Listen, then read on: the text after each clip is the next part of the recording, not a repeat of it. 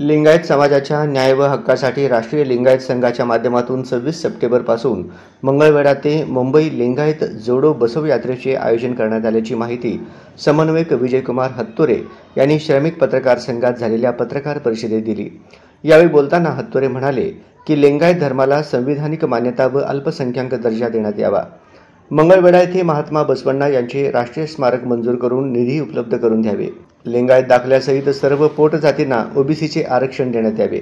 महात्मा बसवण्णा यांच्या नावाने आर्थिक विकास महामंडळाला 5 कोटी रुपये निधी द्यावा। केंद्रामध्ये अल्पसंख्याक दर्जा द्यावा। विद्यार्थ्यांना शिक्षणामध्ये नोकरीमध्ये प्राधान्य द्यावे। त्याचबरोबर लिंगायत समाजाला जनगणमध्ये वेगळा कॉलम द्यावा। गाव तिथे स्मशानभूमीसाठी जागा उपलब्ध करून द्यावी। दिल्ली येथील नवीन संसद भवनास महात्मा बसवण्णा यांचे नाव द्यावे। या व अशा अनेक मागण्यांसाठी बसव यात्रेचे आयोजन करण्यात आले असल्याचे हत्तुरे यांनी सांगितले। या पत्रकार परिषदेला तुकाराम माळी, नामदेव फुलारी, अशोक भांजे, विजय कुलकर्णी आदी उपस्थित होते।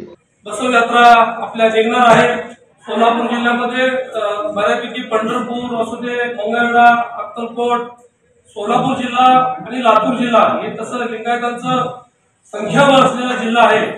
तसेच लातूर, नांदेड, सांगली, कोल्हापूर, सातारा, पुणे आणि मुंबई असा या रथयात्रेचा आमचा रूट आहे।